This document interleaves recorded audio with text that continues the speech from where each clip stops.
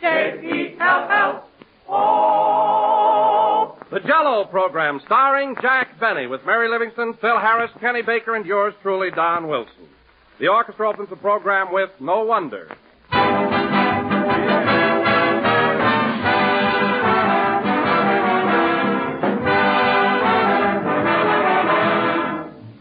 Well, here we are at the beginning of another year, and Jell-O wants to send greetings to all of you. And we've received a letter that makes a swell New Year's greeting for us. It's from a woman who's been using Jell-O year in and year out for the past 37 years. She is Mrs. C.C. Brown of Huntington, West Virginia. And listen to what she writes. We bought our first package of Jell-O in December 1902. We lived in the country then and made few trips to a store, so the Jell-O was a bit of a luxury, saved for the holiday gathering of kin and friends. Needless to say, Jell-O made a hit, and we've used it exclusively ever since. When I had my own home, I wanted something special. Nothing so filled the requirements as Jell-O. In all those 37 years of use, I've never had a package that wasn't perfect, and Jell-O is a prime favorite with my family. Well, thank you, Mrs. Brown. That's a grand letter to start us off on 1939, and to the rest of you, we'd like to say, if you want to give your family their prime favorite dessert, if you want to enjoy that delicious, extra-rich fruit flavor, look for the big red letters on the box. They spell Jell-O.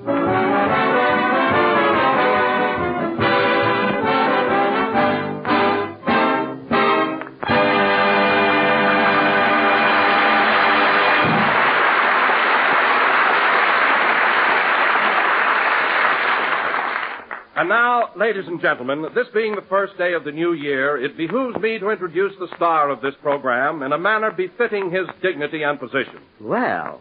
He is a man whose illustrious character and many fine qualities have my sincere admiration. Oh, Don, please. A man whose lovable nature and unselfish devotion to others... Say, Jack. Quiet, Mary. I want to hear this. Go ahead, Don. Whose unselfish devotion to others has endeared him to the hearts of his public. How true. So I bring you none other than that sparkling, scintillating, outstanding personality... That's not me. I'll kill myself. Jack Benny.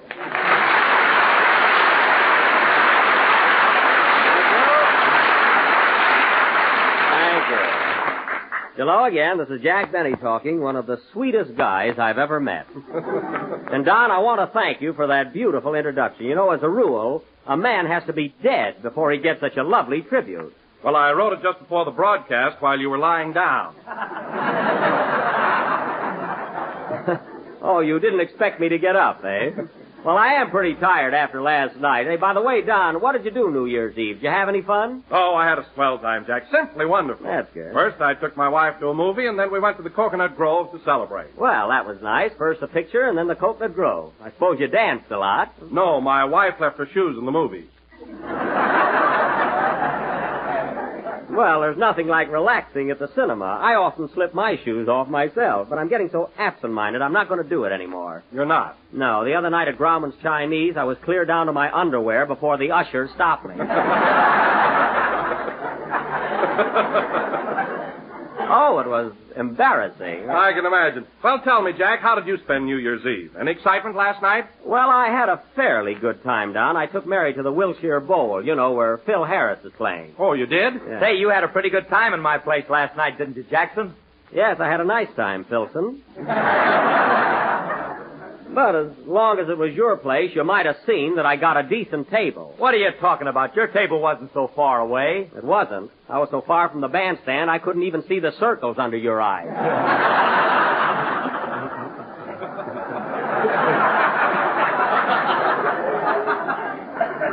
It's a fine table. Oh, you're exaggerating, Jack. There were a lot of people sitting behind you. Listen, Phil, the only people sitting behind me were from Pasadena, and they were home at the time.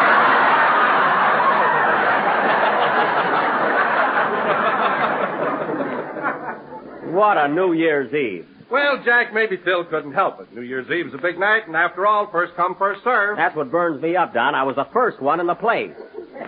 When I got there so early, the manager asked me to help blow up the balloon.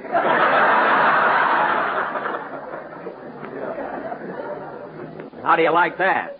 Well, you got paid for it, didn't you? That's not the point. Now, let me tell you another thing, Phil. I don't mind my table being far away, but the next time you seat me behind a post, Please see that there's a knothole in it.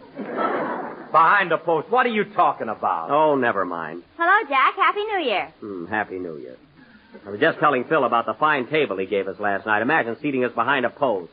It burns me up. You're crazy, Jack. We weren't behind a post. We weren't? No, that was a piece of confetti on your glasses.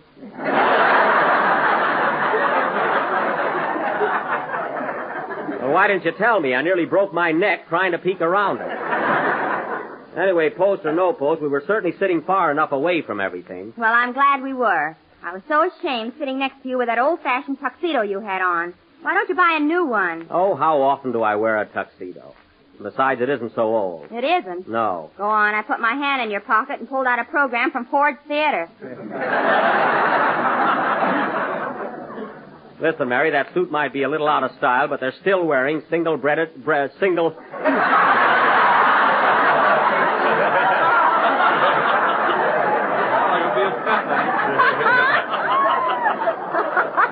Now, listen, Mary. That suit might be a little out of style, but they're still wearing single-breasted tuxedos. Not with a belt in the back. Well, they're coming back, so don't be so smart. Mary's right, Jack. Oh, she is. Your pants were so tight you had to wear your garters on the outside.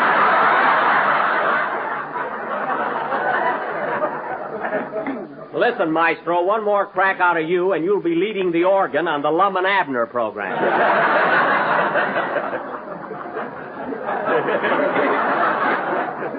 And another thing, Phil, the next time I dance by your orchestra, watch your baton. Remember that. Okay, buddy. Buddy, yes. Incidentally, fellas, this being the new year, I was going to give you all a raise in salary, but the way you've been acting today, I'm not going to do it. I'd be satisfied just to get my regular salary on time. Now, wait a minute, Phil. Don't give me that. I put your check in the mail every Monday morning. Well, from now on, don't pin it on a postcard. I don't want people to know what I'm making.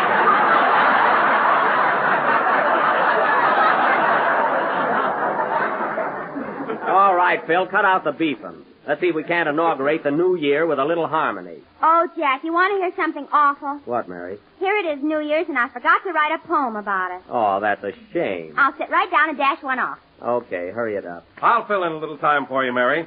Ladies and gentlemen, while Miss Livingston is struggling with her latest brainchild, let me remind you that one of the best ways to start out the new year is to have Jell-O for dessert. Darn this pen. It is tempting, delicious, easy to make, and comes in 6 delicious flavors. Hey, Jack, how do you spell knowledge? With an N or a K? With a K. Strawberry, raspberry, cherry. With a capital K? Orange. Yes, a capital K. Lemon and lime, for heaven's sake. I'm sorry, Don. And now, folks, going from the... All right, Jack, I'm all set. Why, Mary, is your poem finished already? Yeah? Gee, you work faster than George Bernard Shaw. Well, his beard gets in his way. Oh, that's right. What's the title of your poem? Goodbye, 1938. Hello, 1939. Well, that covers everything. Go ahead. Oh, Happy New Year. Happy New Year. Please don't be a sad and blue year. These last 12 months have been sublime. So goodbye, 38. Hello, 39. Well, so far, nobody is screaming. You just wait. Oh. I wonder who this coming year will be our favorite movie star. Will it be Garbo or Sonia Heine? So goodbye, 38. Hello, 39. 90. What has this year in store for us? For thee and thou, and thy and thus. Will Don get fatter? Will Phil be gay? Will Kenny get knowledge with a capital K? I doubt it. I'd like to ask you, if I dare, will Jack continue to lose his hair? Mary. And when it's gone, will it say away? Goodbye, 38. Hello, toupee.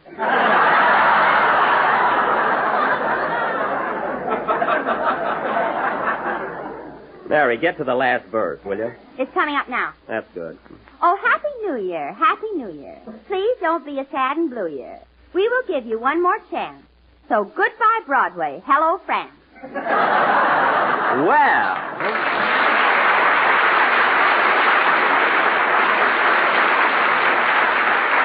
Mary, you finally did it. Hey, Phil, do you think you can follow Mary's poem with a number? I'll try. Okay, hit it, boys. Wait a minute. Come in. Mr. Benny? Yes? Oh, Happy New Year. Happy New Year. To the greatest man I know. And I bring you fondest greetings. There's a wagon. I must go. Well, I'm glad they let him out for our program. Play, Phil.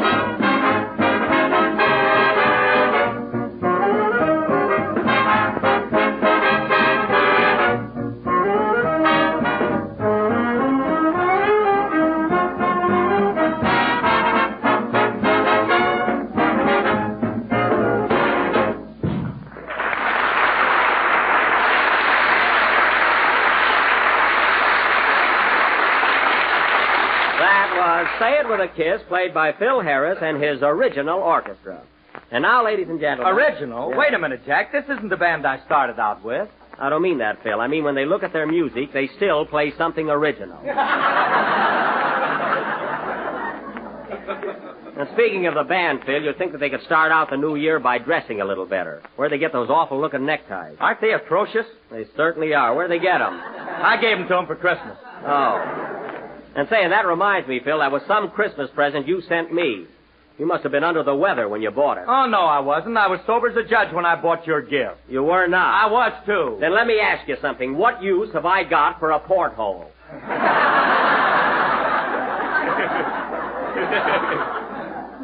Isn't that a fine present, Mary? A porthole. Well, if your head gets any bigger, you can use it for a monocle. All right, don't make it any worse than it is. Oh, hello, Kenny. Hiya, Jack. Happy New Year.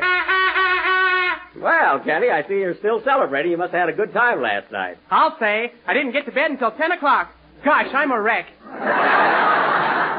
Kenny, how can you be a wreck if you went to bed at 10 o'clock? I slept in a folding bed and I forgot to pull it down.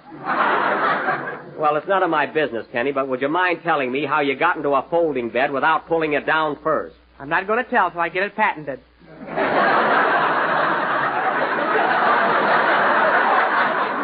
Oh, that's right. Guard your secret carefully. And stop blowing that horn. Well, I'm practicing for the Rose Bowl game at Pasadena tomorrow. Say, are you going, Jack?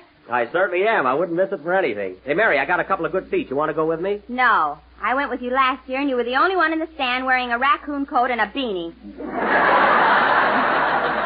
Well? And the way you were waving that pennant around, I was so embarrassed. Well, what's wrong with waving a pennant? Yours said Waukegan High School on it. All right, you don't have to go with me. I'll take somebody else. You want to go with me, Kenny? Sure, but I'll have to bring my girl along. Well, I don't see how, Kenny. I've only got 2 seats. Well, I'll invite her anyway. Maybe we can lose her in the crowd.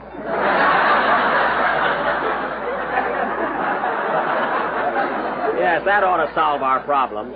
Incidentally, I mislaid my tickets somewhere in the house. I hope Rochester finds them. Hey, Jack, who do you pick to win the game, Duke or USC? Well, Phil, I'm a USC man myself, and I think it's a cinch for them to win. Oh, you do, eh? Well, how much do you want to bet? I didn't say anything about betting, Phil. I just told you who was going to win. Well, if you're so sure about it, why don't you want to bet? Because gambling is naughty. And you know it. You mean because you're a scaredy cat? Scaredy cat, listen, Harris, what are the odds on the game? 2 to 1 on USC. All right, wise guy, I'll bet you 20 cents to a dime, and put up or shut up. Well, what are you stalling for, Harris? He's afraid if he wins, you'll fire him. That's it. I thought you'd welch on it. 20 cents to a dime. Make that $100 to 50 and you got a bet. Don't try to show off, Phil. You had your chance. Now, let's drop it. You know, I don't think Jack wanted to bet at all. Think? Kenny, your job on this program is to sing. Well, I can have a hobby, can't I?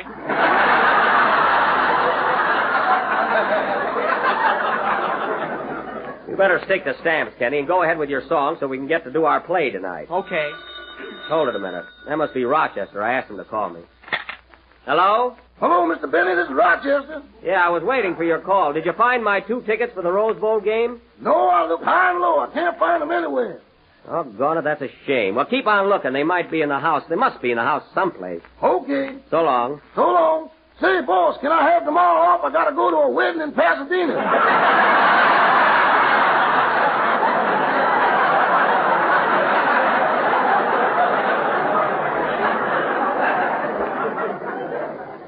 A wedding in Pasadena.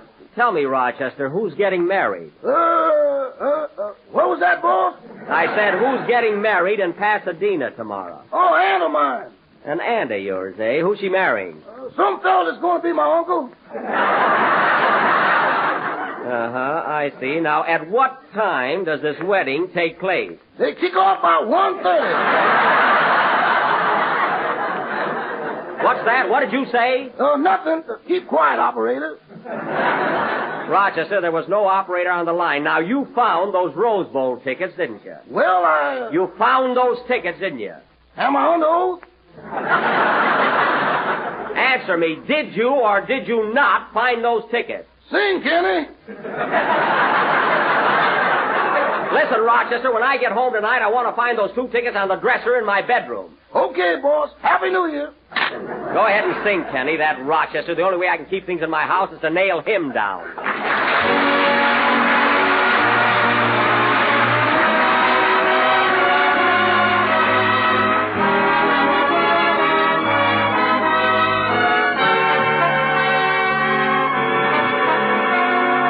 I promise you with heart sincere that I will always love you, dear. That when you need me, I'll be near. I promise you. My love for you is as great as a love can be. Yet words couldn't quite express the way that I feel. And as we stand at the doorway of days to be, I faithfully take an oath on all that concerns us both.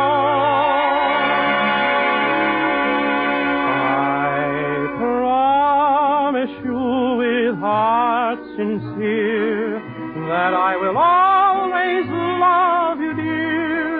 That when you need me, I'll be near, I promise you. I promise you I'll build a shrine where we can keep our love divine until the very end of time, I promise you. With every dawn that I awaken, I know my chances will increase to keep the vow I've taken, to see that your joys never cease.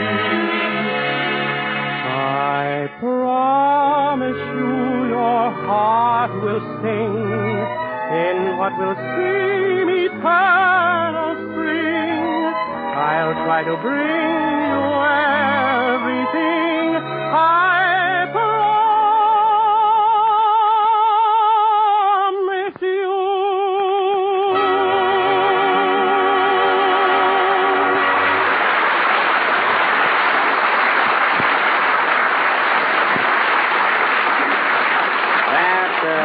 That was I Promise You, sung by Kenny Baker. And, Kenny, that was very good for a fellow who stayed up until 10 o'clock. Your voice hardly showed it. Oh, I'll put myself together in a couple days. I hope so. And, Kenny, if you got to bed at 10 o'clock last night, how'd you get those awful circles under your eyes? I painted them on. Ain't I nuts? You sure are. And now, ladies and gentlemen, for our feature attraction this evening... I was going to paint wrinkles on my forehead, but my mother wouldn't let me. Well, she was right. And now, ladies and gentlemen... If I was Kenny's mother, I'd trade him in for an Airedale. Now, Mary, Kenny's mother wouldn't do that. And now, folks... We've got an Airedale. All right. If you two will quiet down, I'd like to get on with our play. And now, folks... You know something, Kenny? I never met your mother. Oh, you didn't? Phil, for heaven's sake, who cares? Now, let's get on with the play. Everybody's butting in here but Don. Well, I met Mrs. Baker. Oh. Well, I'm very happy to know it. And now, folks, going from Mrs. Baker to our feature attraction of the evening, this being the first day of the new year, tonight we are going to present an original play, a sort of a New Year's fantasy, entitled The New Tenant, or Goodbye 38, Hello 39. Now, I will... You stole that from my poem. Mary, that was just a coincidence, believe me. Now, in this fantasy, I will play the part of 1938. And Mary... You know, Jack, I read this play 4 times, and I still can't understand it. Well, in the first place, Kenny, our play is a little too deep. And in the second place, you're a little dope. Now,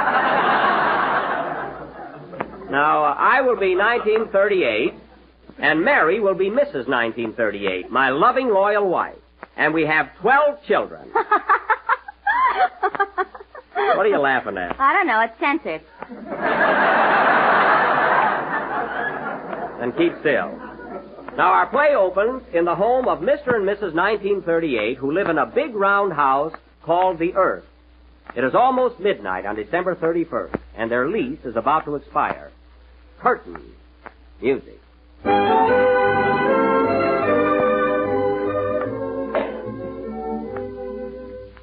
Oh, Mariah.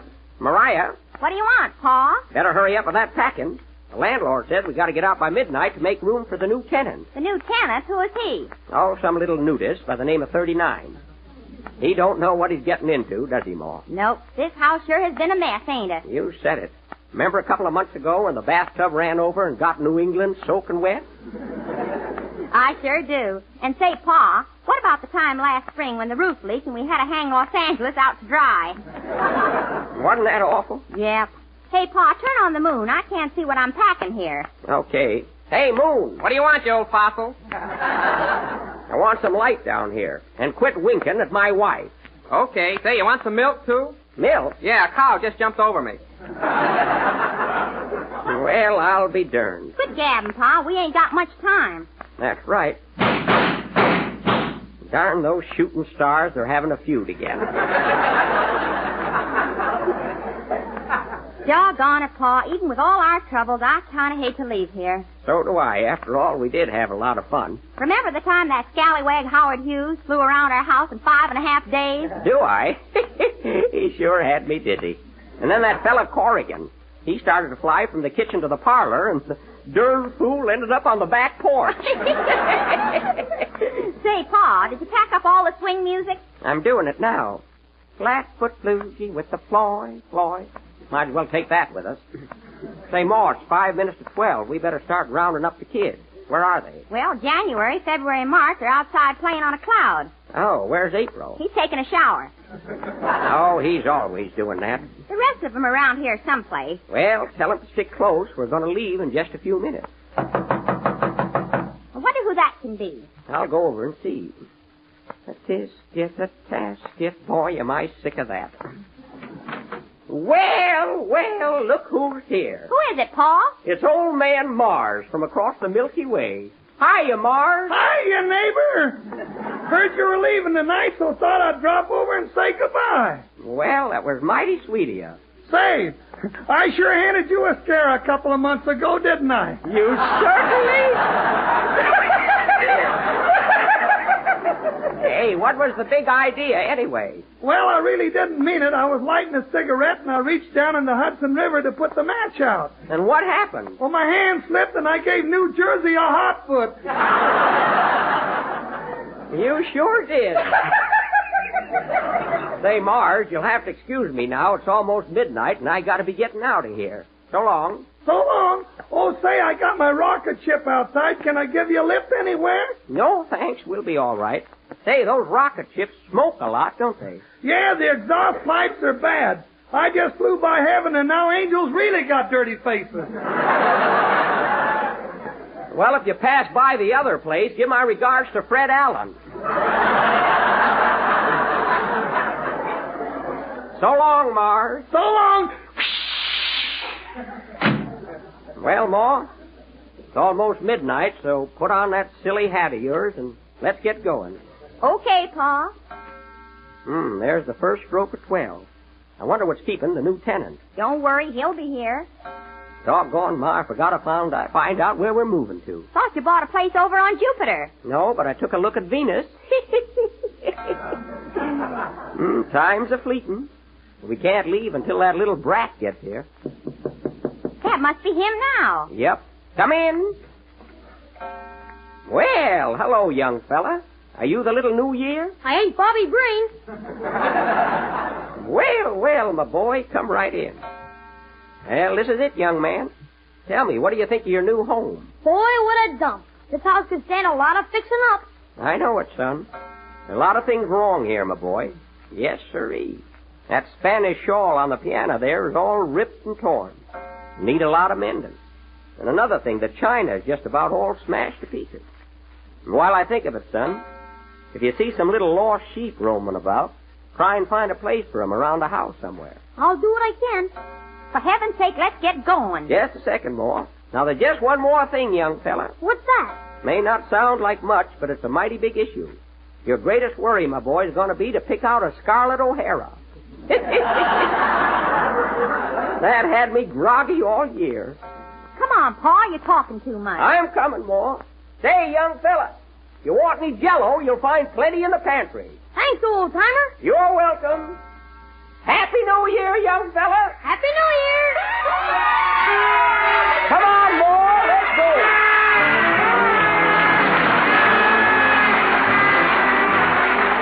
Here's a swell new dessert for the holiday season. It's one the whole family will enjoy, and it's easy to prepare. It's Jell-O butterscotch pudding.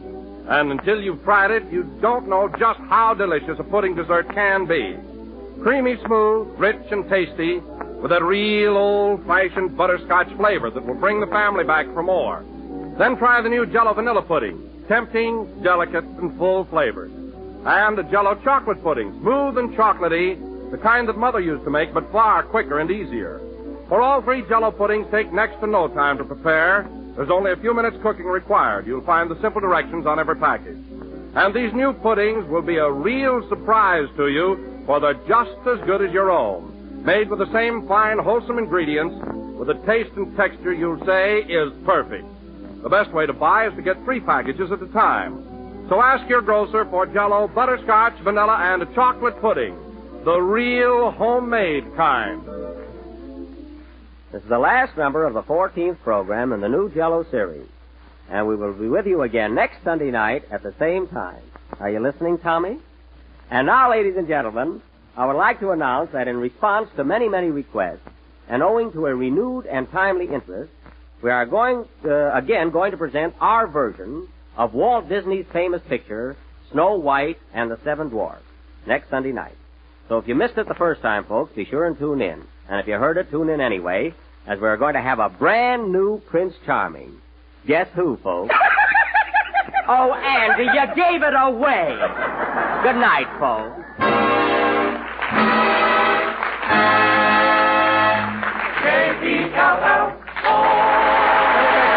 Jell-O program, courtesy of Mervyn Leroy Productions.